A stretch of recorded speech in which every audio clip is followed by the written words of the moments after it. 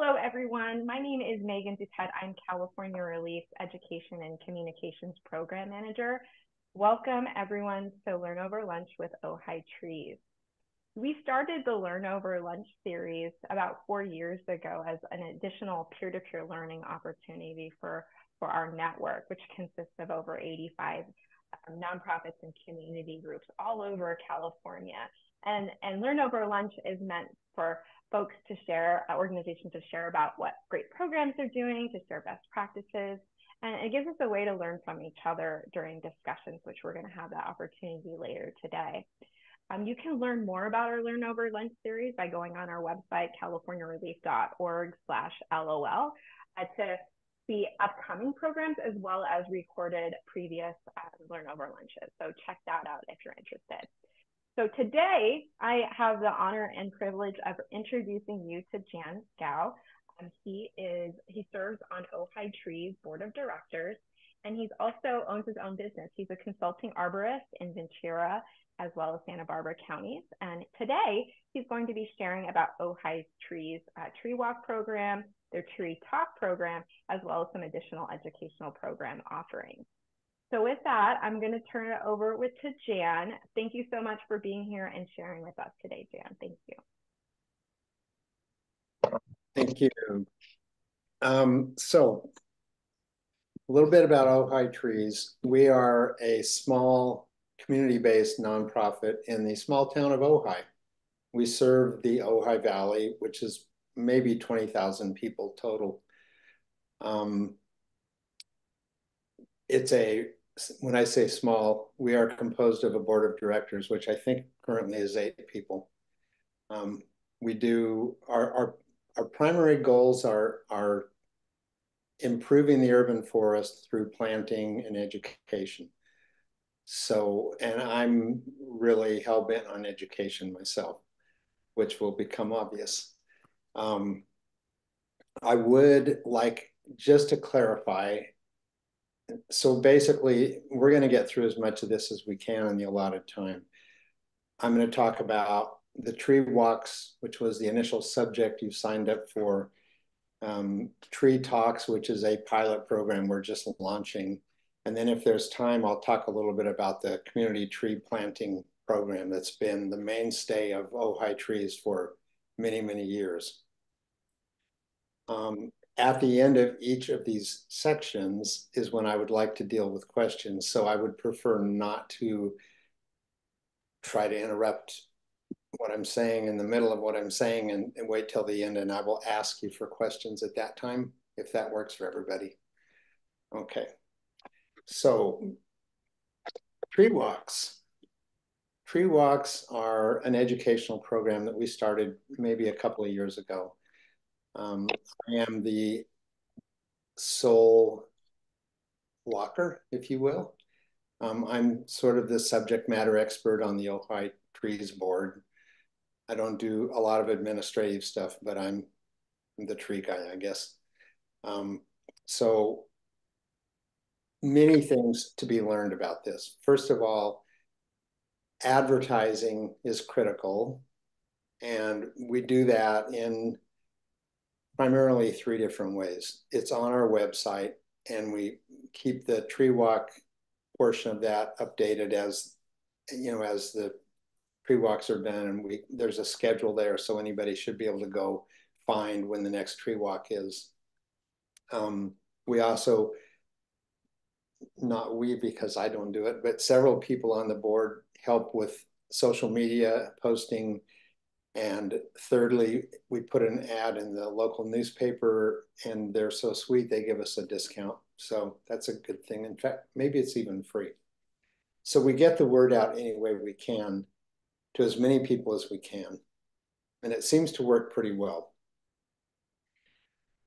A primary concern, because we're walking around in the street, and there may be 10 or 15 or even 20 people sometimes, is safety.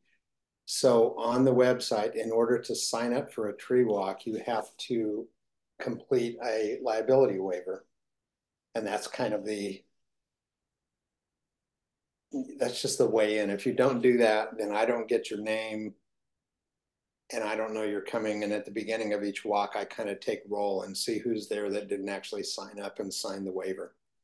People have been really good about it. I've had very few people show up without signing the waiver. Another safety issue, because we are walking around the street, is paying attention. You know, in Ojai, we have some little bitty streets with no cars, and we have some big busy streets where people don't seem to pay a lot of attention that are driving. So it's important that you watch your group and make sure they're not wandering off into the street, listening to you because you're so exciting and interesting, and not paying any attention to the cars that are coming.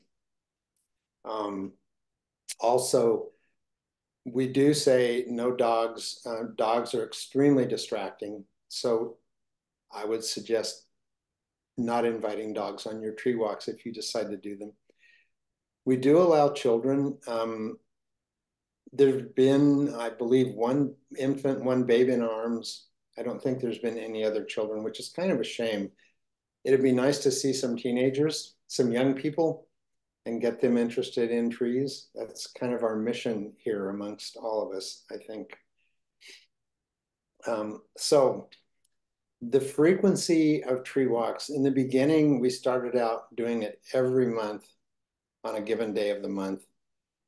And that was fine for a little while. And then the interest started to wane. And the last couple or three, there was only one or two people. And I just decided it's not worth it. So we went to quarterly. So we do the tree walks once a quarter now, and it's on a given day. I think it's the second Saturday of every quarter, of the first month of every quarter, but I'm not positive. I'm doing one this Saturday, but it's not on the regular scheduled date. So frequency, quarterly seems to work pretty well. Usually we get somewhere between 10 and 15 people, and that's a good number. You don't want to let it get too large, and there is a limit that we put on the website, but we've never limited it. So I've had 20 people on one occasion, and that was okay. So if you're going to set up tree walks, I am a very experienced consulting arborist, and I've been working with trees for most of my life. So I know a lot of stuff. It's easy for me to walk around and talk about this tree and the tree and the other tree. And I have lots of things to say. Some things are more interesting than others to the audience, perhaps, but it's important if you do this that you select somebody to do these tree walks, or somebody's that actually have a lot of knowledge, so that it would be very difficult to do this if you were just kind of stumbling along. So I think that's an important thing, that the leader of a tree walk actually has a lot to say, so they don't just run out of things to say. So what do we actually do on a tree walk?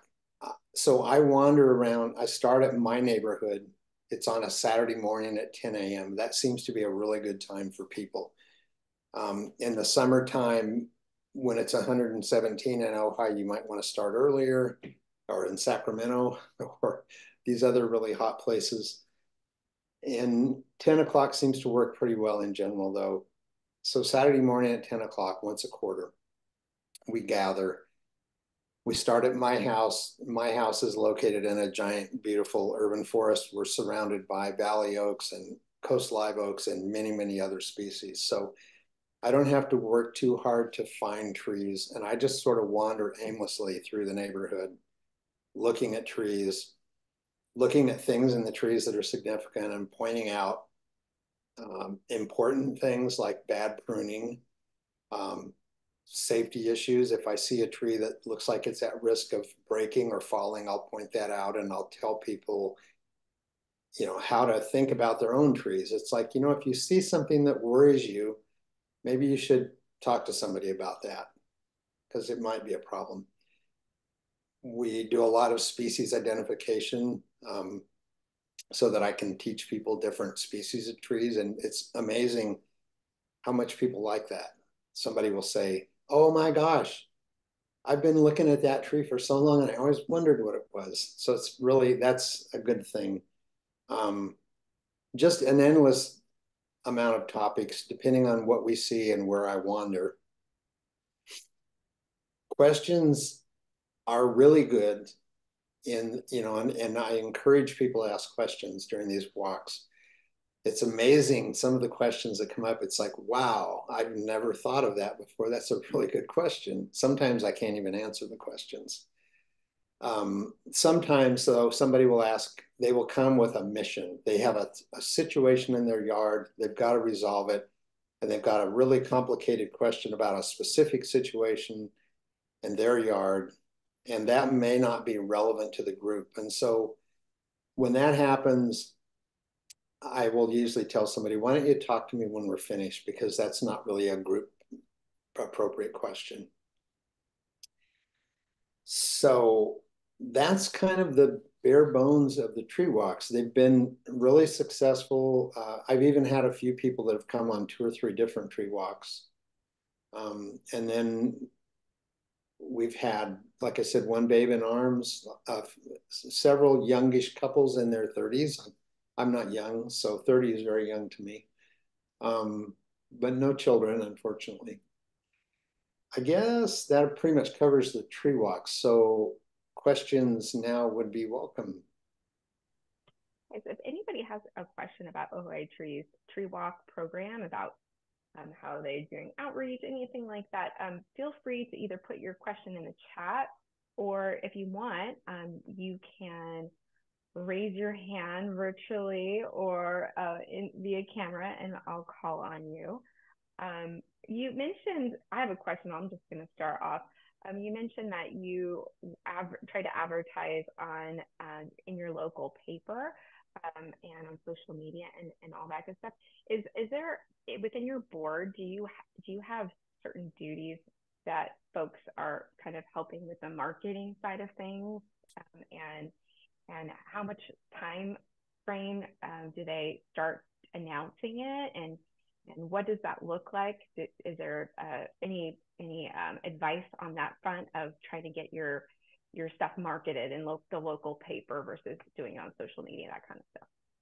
Yeah, that's a really good question. So we have an education committee, which is myself and 3 other people. 1, 2, 3, yes. We meet quarterly, and actually there's 4 other people. There are at least 2 people on that education committee that seem to trade off the social media and advertising. Maybe 3 of them do. They're very good at it. They seem to toss around, who's going to do this? I'll do it. Okay, go ahead. That's great. Who's going to do that? So it's very smooth, and they've all been around a lot longer than I have in Ojai, and they've been on the board a lot longer than I have. So they kind of know the ins and outs of the town. They have a good connection with the newspaper. They seem to be fairly good with social media, and we also have a professional that we hire sometimes to help us out. Okay, cool. Do you usually advertise a few weeks, or is it a month in advance before your talk? It's usually, ideally, it would be 3 weeks. Sometimes it's 2. This time around, we kind of got screwed up because I changed the date, and then the website had to be changed. And so the publicity for this walk that's happening this Saturday just started yesterday. And so I'm a little concerned. There's only been 2 people so far who've signed up, but there'll be a whole bunch at the end. And if we keep pushing out the message on social media, keep updating it, it seems to get at the end, there's usually 5 or 6 people in the last couple of days that join in. So I don't think you want to advertise it too far in advance. People don't seem to plan ahead that well in Ojai anyway. It's like the people that sign up 3 or 4 weeks ago don't show up sometimes. So. Okay, thank you. And it looks like we got a question from Ken. Ken, you can ask. Hello, Ken. Turn off You're your muted mute. still. Got to unmute yourself. And Ken, unmute. There we go. How about that? That's better. Okay. First of all, thank you for doing that. It's a great service to the community. I would suggest, do you guys have liability insurance? You mentioned you have a liability waiver, but do you have volunteer liability insurance? Of course. Okay, just asking about that. Uh, we take a little bit different tactic when we do tree walks with your children's trees. We actually have a predetermined route in advance, and we work through the schools. So we developed a tree walk that emphasizes the diversity of species of trees on each of the schools. And that also seems to work well because particularly when you're doing a tree walk, you got a built-in audience there with young people. So I suggest that's a good way to get a captive audience to sign up with a science teacher or kindergarten teachers. They're always looking for something, and you go to them. Now that assumes that you have schools that have a bunch of diverse tree species there, and we've been planting on schools for quite some time, so we've kind of built in our uh, ability to do tree walks there. But that's a suggestion. But thank you for doing what you're doing. That's a great idea, Ken. We are constantly trying to figure out ways to get to the young people, and we've talked to some of the local schools, and there's a couple of volunteer groups that work with children. We're working on, because we know how critical it is to get an audience with young people. They are the future. And yeah, I like your idea. It might work in Ojai, but if not, we'll just come see some of your schools, right? We'll Well, take your turf. that's fine. We want to more the merrier. The advantage of doing something in advance is that we actually make it a self-guided tour, and we go out and identify the trees and put a QR code on them that takes you back to select tree, so that people can go out after school and on their own and do their own tree walk by themselves and be able to get information from select tree about specific tree species that they're seeing. Yeah, that's interesting. Thanks, Ken. I appreciate that. Are there other questions? Steve, you want to unmute yourself and ask away? Yeah, I have a question. No, go ahead.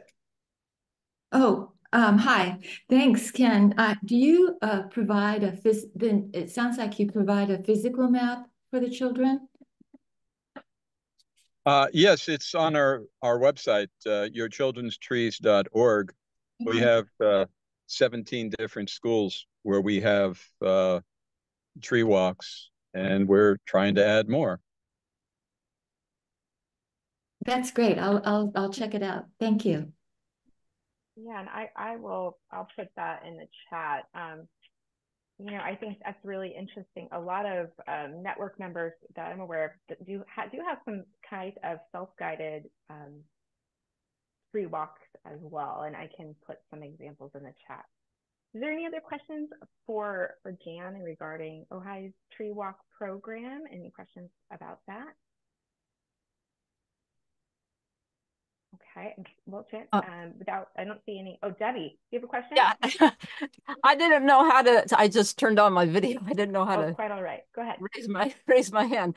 So I'm with the Sunnyvale Urban Forest Advocates, and the people that organize our tree walks are really good. But we usually get we're lucky if we get 2 or 3 people on our tree walks.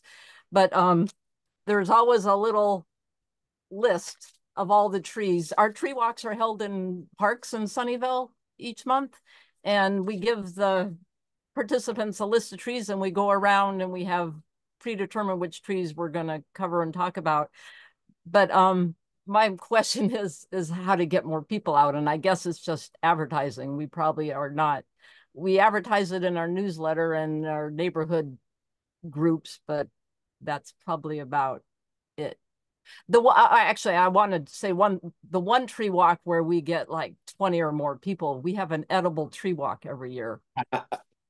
And that gets the people out there. And we pick a neighborhood where the avocado, the walnut trees, the plum, whatever but they're all trees with fruit that we eat.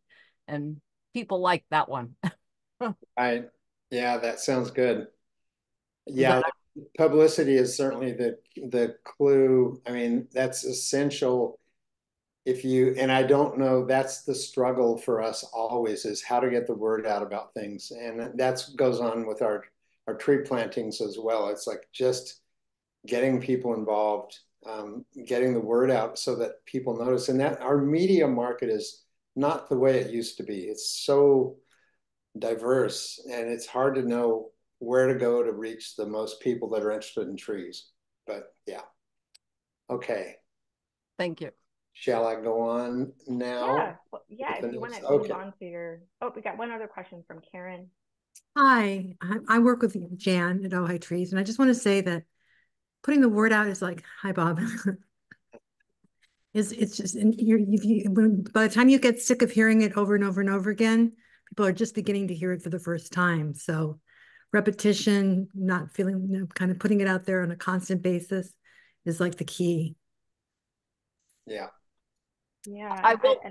Oh, sorry. Go ahead, Debbie. Go ahead. I'm sorry. Yeah, I will point out, besides our edible tree walk, the other tree walk that we had a good turnout was when we teamed up with the Sunnyvale Historical Society, and about 15 of their members joined us. And I was so surprised. I'm new to our group, and I asked them, wow, that was great. Where'd you guys advertise? And they said, no, it was we invited the Historical Society. So but that was a really good comment and segue, because Anne just put in the chat and Baby with the Kate's Tree about suggesting hosting a walk or a program specifically for another community group in your area that might have interest in what you're doing, like an Audubon Society or a California Native Plant Society or other type of climate action groups. It could be a climate justice group, etc. And I think where Jan's going to go next is talking about bringing trees to people by having tree talks, by going to some of these organizations and bringing the trees to them. So it's perfect transition. So I'll let you take over. Can I ask one more quick question? Our tree walks are about an hour long. Is that how long yours are, Jan? Yes, exactly. And do they cover, see, we go to a different park in the city each time. Are you doing the same trees? No, so initially I went to different neighborhoods around town. We went to the park a couple of times. And then I realized that there's a vast array of trees around my house. I know the trees here. The people that are coming on the walks generally haven't seen the trees around my house. Not immediately around my house, but within several blocks. So it works better for me, since I'm the one doing the walks, to just do this. The one we did in our large downtown park was interesting, except for there isn't a lot of diversity in that park. It's a lot of oak trees and sycamores. That's, mostly native trees. So it was a little bit limiting that way. But I encourage people to try different things. It doesn't, the way that I do it isn't necessarily the only way or the best way. It's just what I'm comfortable with and what seems to work for me. So yeah. All right, moving on. So I said that I'm crazy about education. So I had this great idea, because I've done a lot of presentations and talks in front of audiences, that it might be cool to do some educational talks, to offer some talks to, Rotary, Lions, Women's Club, Garden Club, etc., as another way to get out to the broader community. We're always struggling with how do we reach more people? How do we get more people involved? And how do we educate people? So, and this is a pilot program. We have not done this yet. I've created the possible subject for the talks, subjects, I should say. We've just begun reaching out to organizations. I've had a little bit of response. Again, it's the same thing that Karen said. You just have to keep saying it over and over until people hear it. So, but, offering it to local community groups, you are reaching out to maybe people who aren't involved with trees, but might want to be, or might want to learn about trees. So what I've put together, just, we haven't tried this yet, but the topics so far are tree pruning basics, which would be just what it says, the basics of how to properly prune a tree, and of course covering some things that are bad pruning as part of that education.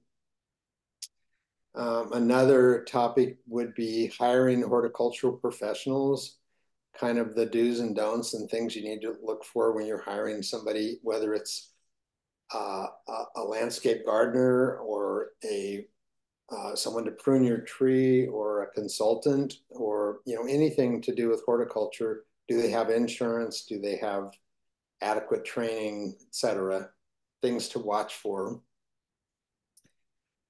Third topic, which is a really simple one that seems to, I've given this one in LA many times in the past.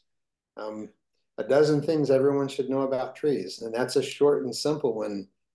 And usually most of the audience didn't know most of those things. So, things like, oh gosh, I can't even think of an example.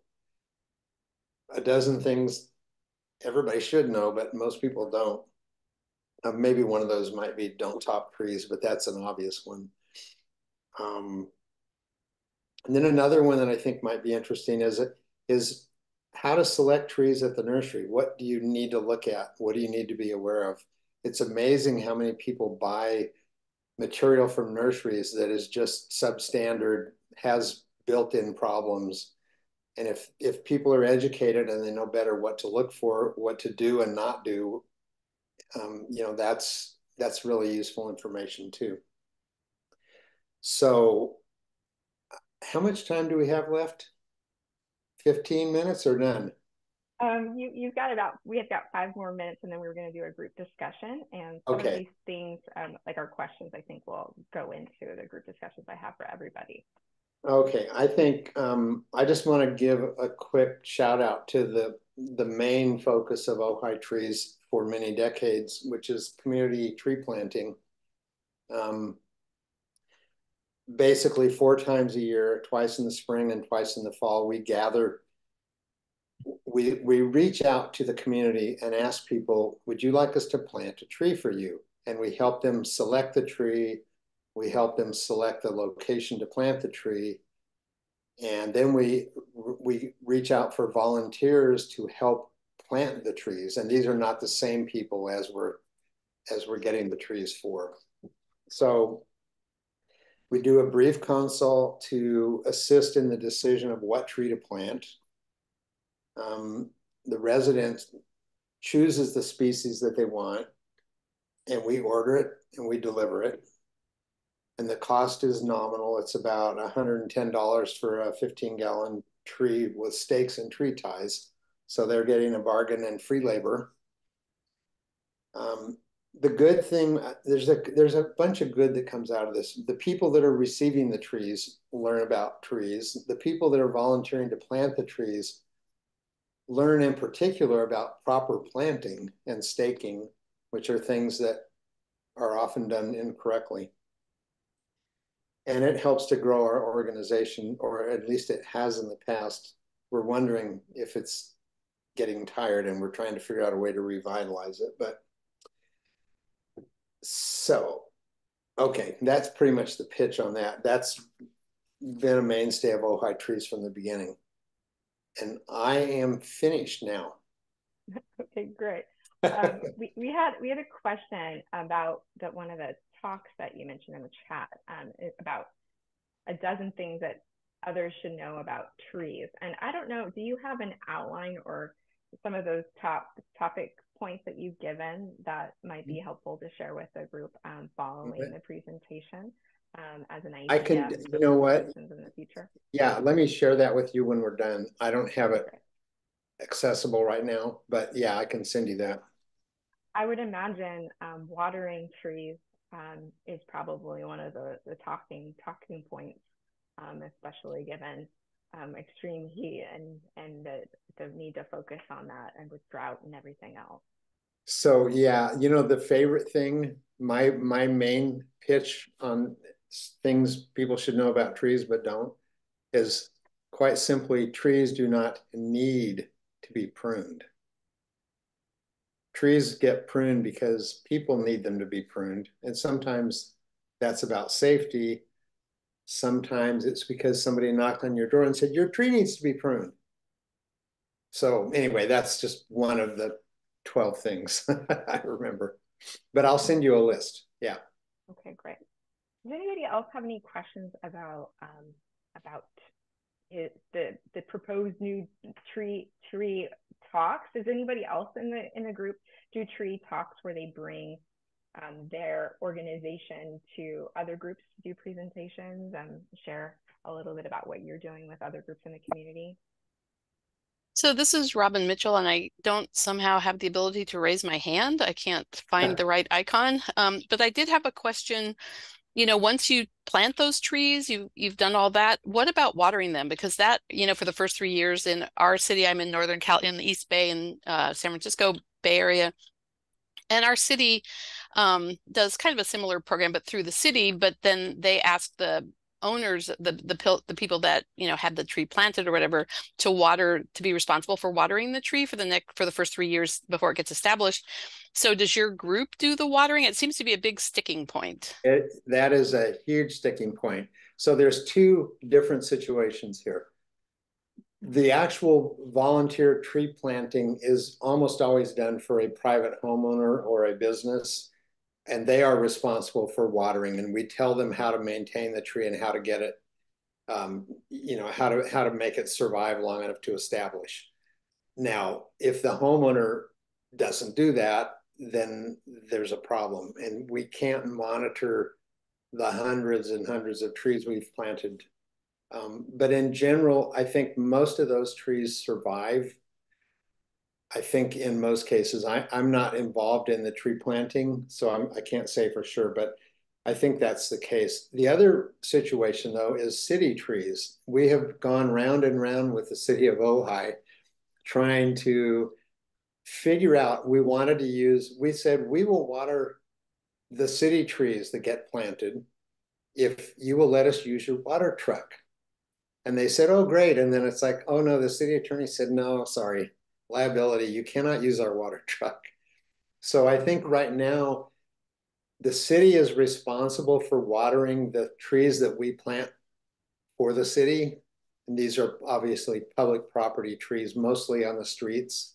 There are trees going in parks as well. But so we're using gators now. And I don't know if I don't know who's filling them or when they're being filled, but that's been a real sticking point. The city doesn't have a lot of staff. The city doesn't have a lot of extra money. We struggle with that. So that's a really good question.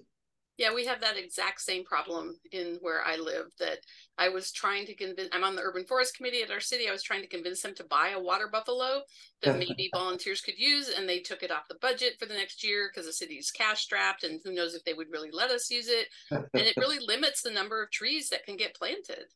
Right, exactly. Yeah. Sounds like it's a problem all over the state. Finding the funding to help with the tree maintenance and watering and everything else. Does anybody else have any questions for Jan? And if you can't find the button, or it's the heart reaction button. There you go. Gail, you got a question? Yes. I just wanted to say that in some cities like South San Francisco, they have watering agreements where people who live next to city trees fill the green bags on a regular basis for 3 years. So the city attorney created an agreement, a legal document, and the trees get watered that way. So it's a solution some cities have come to find. Is there anybody here from Friends of the Urban Forest in San Francisco? I don't think we have anyone from. No, are they still functional? Yes. Yes. They had an outstanding program, and I imagine they still do, years ago, where they really trained the person living next to the tree if I remember right, FUF actually had an agreement with the person. I don't know if they were city trees. I think they were city trees, but they had an agreement with the person next to the tree. They had to be trained. They had to agree to take care of it. And if I remember, this is many years ago, but maybe it's still going on. If I remember correctly, their success rate was pretty high. So I don't know. It's buy-in, really. Yeah, and I know, and Alex, I'm putting you on the spot. Alex was with Sacramento Tree Foundation before he joined Relief. Sacramento Tree Foundation has a watering agreement they have for their SMUD residential tree program, and I believe that they send automated reminder messages for tree watering, as well as maybe even providing a bucket and some directions, like the hole in the bucket method of watering. Is that right, Alex? Do you have anything to speak to that? Yeah, more or less. I mean, it was still a big challenge, particularly with our climate here, how hot it is. You know, the trees need a lot of water during their first summer, especially, and still after that as well. So it was constantly something we were kind of wrestling with, how to get it to stick with people, because I was in charge with going back and checking on a lot of the trees, and you know, there was a lot that did get watered and there was a lot that didn't. So kind of just depended on the person to some extent. So we were always trying different strategies to see, you know, what would motivate people to pay more attention. I think the emails did help. You know, it didn't completely transform the situation, but that was a good idea. Yeah. And I just saw in the chat someone mentioned, wouldn't it be great if there was a grant funding for watering trucks? And yes, that would be fabulous. Would be. And it'd be really helpful. And having that be even maybe a part of a workforce development program. So that's a wonderful idea. Does anybody else have any questions for Jan? Feel free to unmute yourself, or if you want, you can put it in the chat.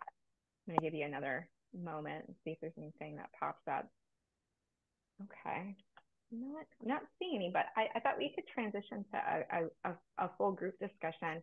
Some of the organizations that are on the call today offer tree walks or self-guided tree walks.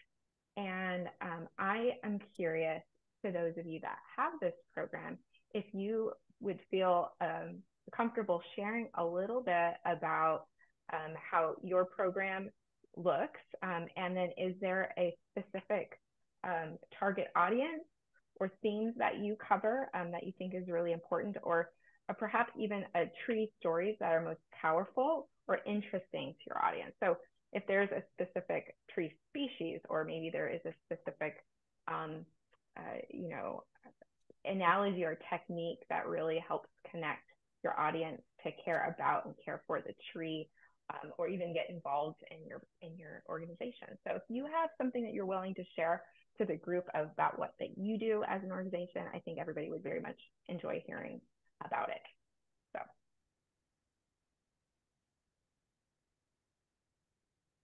Ken, do you have something you want to share with the group? Yeah, I'm trying. Well, I mentioned before we have we concentrate on schools, and our program is done in conjunction with University of California, Santa Barbara. We get a lot of interns from there, and we use those interns to help develop our tree walks. We have tried to relate the tree walks to what the teachers are teaching. So Project Learning Tree has some excellent materials to identify what are academic standards at different states. And within those states, there are certain things at certain grade levels which you're supposed to promote. So, for example, if you're doing a tree walk with a kindergarten group, you're going to want to promote the shapes of the leaves, because that's one of the things that the kindergarten teachers are trying to teach. So if you can relate what you're doing on your tree walk to what teachers are doing, you have a better chance of getting teachers interested, and hopefully it does take, as Jan was saying, it takes somebody with a pretty good knowledge about trees. Both Jan and I are pretty well versed, and we have the advantage of going out and doing this. And if you have somebody like that, it's really helpful. But focusing in on specific trees and public trees, doing private trees is wonderful. We get a lot of our funding, however, by dealing with trees in public areas. And so that means coordinating either with schools or with municipalities or counties, whatever. So anyway, that's what we do. Thank you for sharing.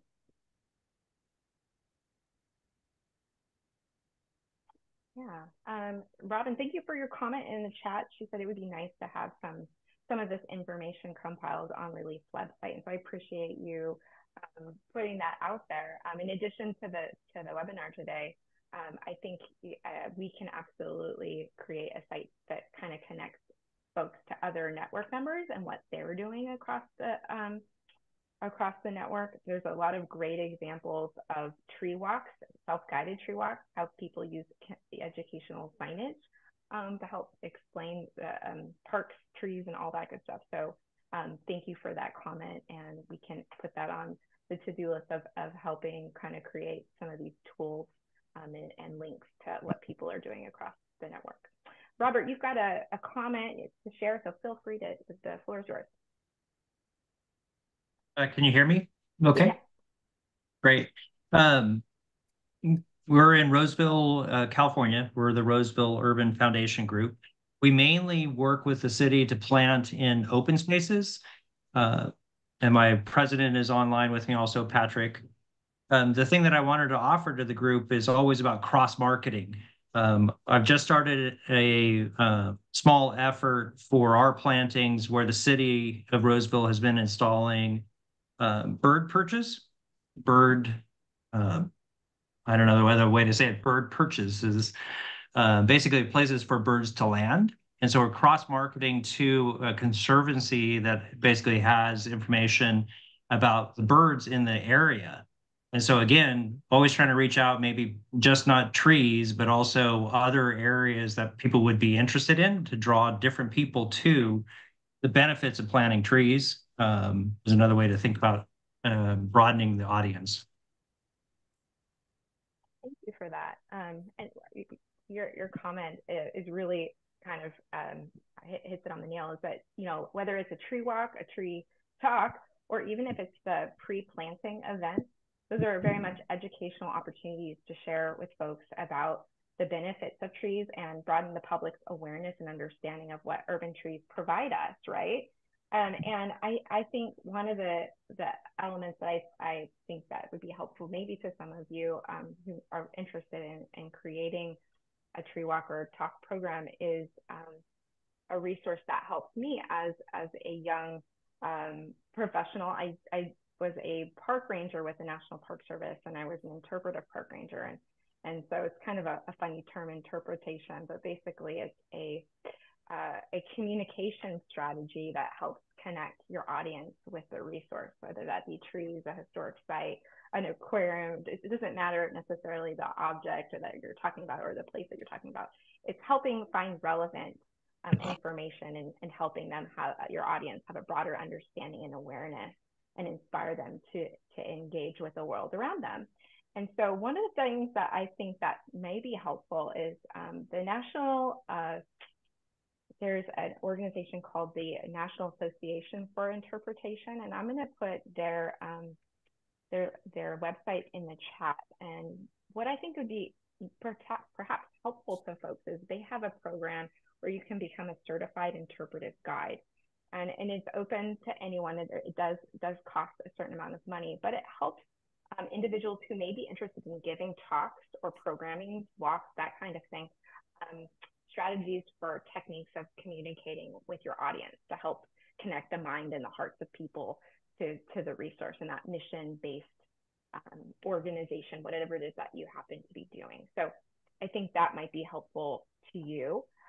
And then I also thought one of the other things that might be helpful to you all is that Arbor Day Foundation actually has they have a city bulletins that they do frequently, and one is about interpretation. So I'm going to put that in the link in the chat. And in that bulletin, they had a great, some great themes and ideas of how to connect that into a self-guided tour that many of you are already doing. So I put that in the chat as well. And let's see here. Alex, I see that you put something in the chat about this network tree inventory program and how that tool could be used in helping you connect that with a tree walk, self-guided or otherwise. So I'm going to turn that over to you so you can kind of explain how that would work. Sure. So yeah, Tree Plotter is, like it's a tree inventory system. So you can put trees on a map and then store whatever information or photos that you want to associate with those trees. So actually, I've been using it separately from Relief just to organize my own tree walks that I've been doing on the side. So it's a great tool for that. And if anyone's interested in learning how to use it for that purpose, feel free to reach out to me and I'd be happy to go over it with you. Thank you for that. And you know what? I think it was Ken who mentioned curriculum-based education as a tool to help connect young audiences in Project Learning Tree. I think that, you could even think about using potentially even Tree Plotter or other tools that are out there like Select Tree to help kids especially learn about the trees in their neighborhood. There's also other apps that can help folks that may connect with them on the tree walks. There is I don't know if people have done this, where you take a picture on your phone and there's actually a little button at the bottom which helps you find out I guess it would be I guess it's a tool to help people identify. It's not always 100% accurate, but it's a way to get people thinking about the wildlife and or plants or fauna in the area, help identify those things. And the other thing is the other tool that Alex very much uses, iNaturalist. And it's pretty great too, where you can take a photo of different things in your urban area and help identify whether it's a butterfly. It even does, you could do trees, plants, and even scat, believe it or not. To help you identify that, which I think is pretty cool. And another thing that I want to throw out there, I don't know if anybody has done this, but at your tree planting events, has anybody ever done a walk the same day if it happens to be at a park, where you can integrate two things at once and then have special family focused activities before, during, or after your event? So whether you have a group of families you're trying to engage, including games and activities like a scavenger hunt for a prize or something of that nature, and the prize could be a pencil or it doesn't necessarily have to be very big to engage new audiences in what you're doing. So those are some ideas. And it looks like Jen, you just added tree talks to the chat, so you can tell a little bit about what you just added, and I'll be quiet. So what I just put on there is just an outline of what I sent around to community organizations to see if they were interested. It's just a very rough, simple outline of what I'm offering. Okay, cool. That's somewhat helpful. Yeah, we'll also include it in the email following this. And then Rose, you're on the call. You mentioned My Tree and Me, which is an app, right? Would you mind telling folks a little bit about that? That might be another way to engage younger audiences and families with trees. Rose, you're muted.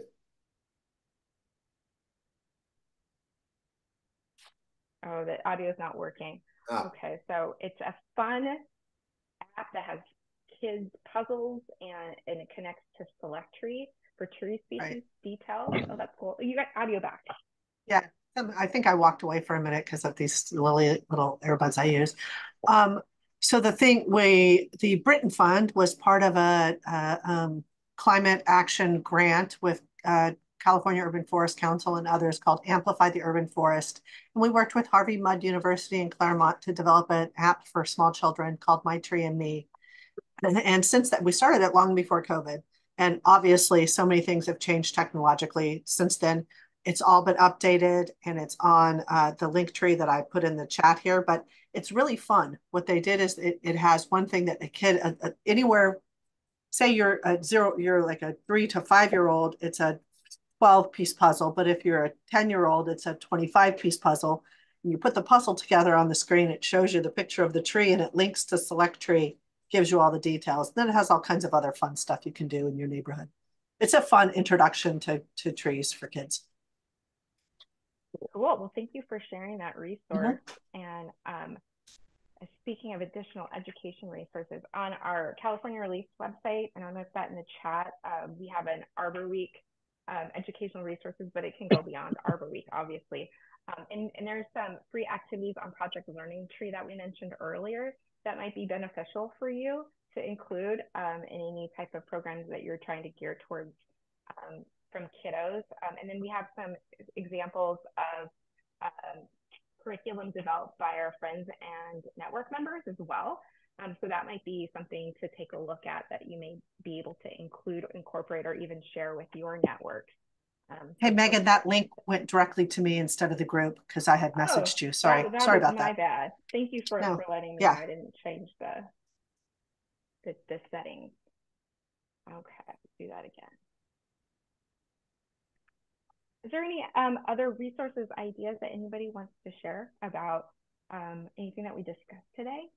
Hello, can you hear me? Yeah, go ahead, Gordon.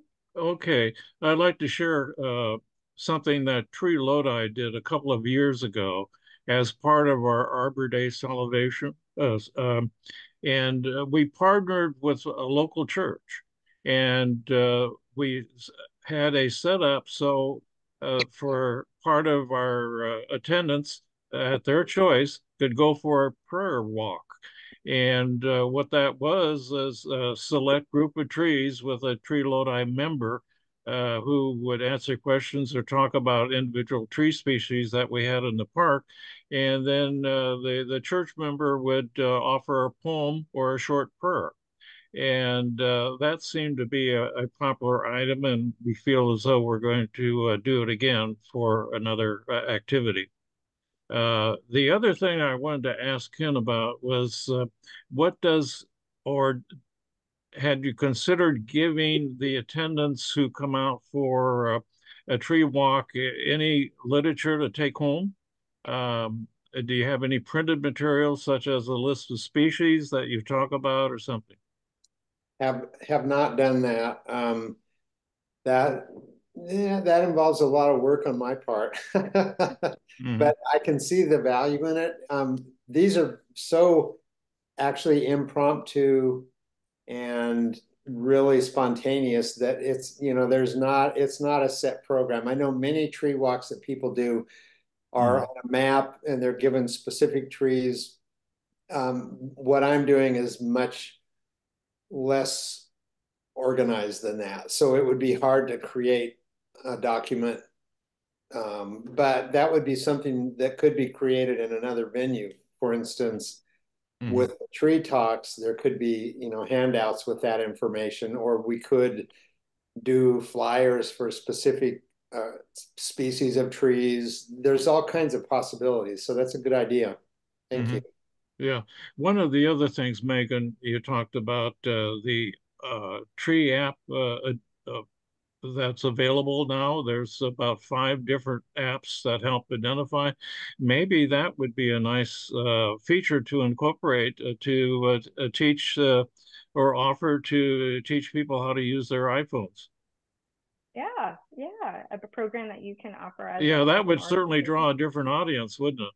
I think so. I think a lot of people in our communities don't give a whole lot of thought to the trees in their community. I think there's been a recent article just about green blindness. I don't know if anybody's heard that term.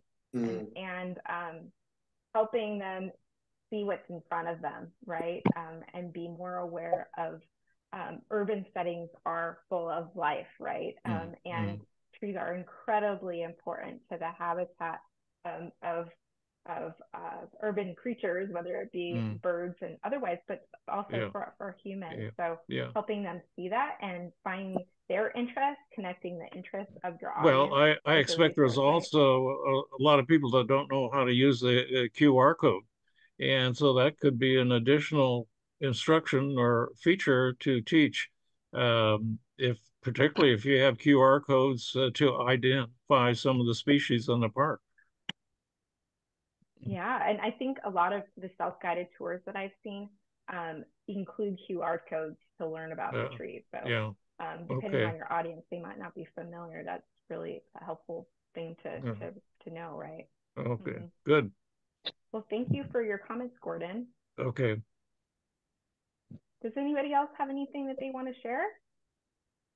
Yes, just as a background, we're considering applying to the Arbor Net, the part of the Arboretum program, to qualify as a level 1 Arboretum for our main park, which is Dependent Daddy. I don't know if other people have explored that with their organizations.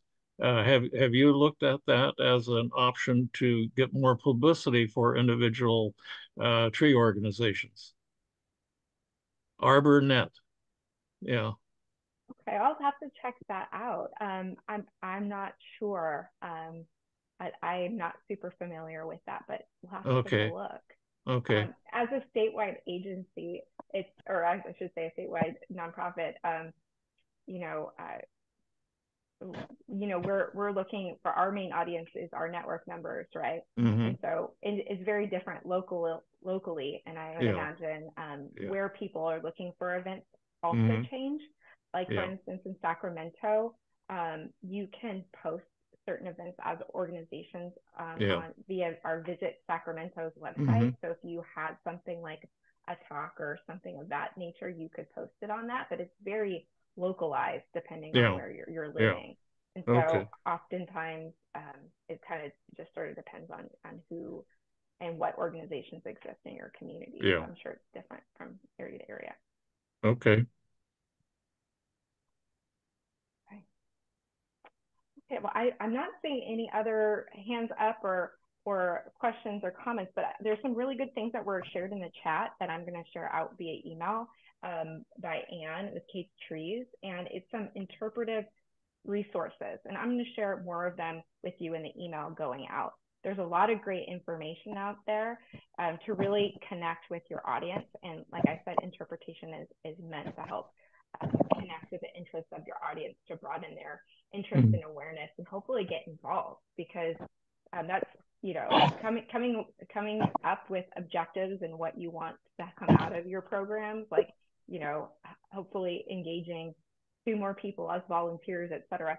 Might be some good goals to have as an outcome of your event. And then people have mentioned having resources after your program, and maybe that's a flyer with how to volunteer or upcoming tree planting events, or you name it, maybe it's a donation.